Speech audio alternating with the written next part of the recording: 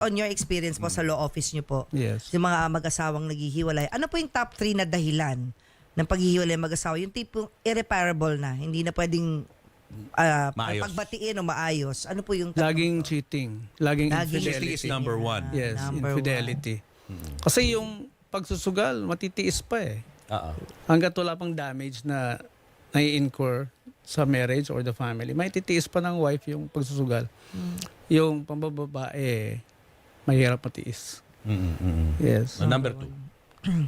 Infidelity, number 1. Yung Number 2, alak, bisyo, bisyo. Any vice. kind of bisyo. any kind of Drugs, bisyo, yan. yes. Alak, drugs. They will all destroy the marriage actually. Yeah. Kaya hindi siya kailangan ng marriage. Which goes back to the definition of marriage in our family code, yung Article 1. Special contract siya na hindi natin pwedeng ipasok yung ating terms and conditions or stipulations, sabi doon.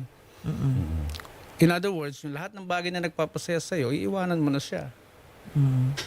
Because the moment you sign your marriage contract, you're committing yourself to make your spouse happy. Ay, ganun? Lahat Yes. ng mga bagay na nagpapasaya sa'yo, kakalimutan mo na. Yes. Ngayon ko na narinig yun. Parang hindi ako agree doon. Kaya Angelo. Oh, yun talaga yung Doc meaning Angelo. ng marriage. Ha?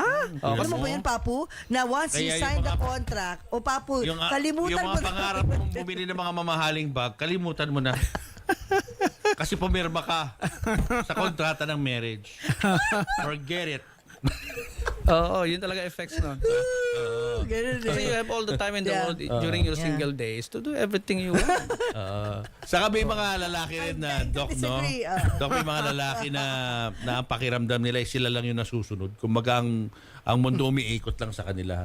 Ayan, Naging di ba? cause din yun, no? Sinabi mo yun, Nang hiwalayan. narcissistic Oo, men. narcissistic Oh. yun. No? Marami bang ganun na mga nagre-reklamo na mga I'm misis sure. na ang asawa nila eh parang Me. ano ba to? Parang ang buhay ko umiikot lang sa mundo ng mister ko. Wala na akong karapatan. Parang siya na lang lagi nasusunod. Oh, Or the kasi other nga, way around. the men, pag lack of knowledge about the proper handling of relationship, they tend to be dominator. So, gusto nila, kontrolado yung kilos, gawa, salita ng wife nila, gagawin, etc. Kaya over time, the wife will feel parang a bird trapped in a cage na hindi rin nag-grow. Kasi the wife has also to grow and fly with the husband. Oh, di ba? Ang ganda. So, are those grounds for annulment pag gusto mo nang humiwalay? Pwede bang gawing basis yan? Oh, narcissistic yung husband ko. Gusto ko ng kubalas. Kailangan ng expert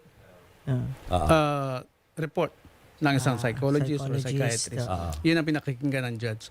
So, pag sinabi ng psychiatrist or psychologist, wala nang cure because it stems from his childhood, incurable na, talagang the psychologist will recommend to declare the marriage void. Oh.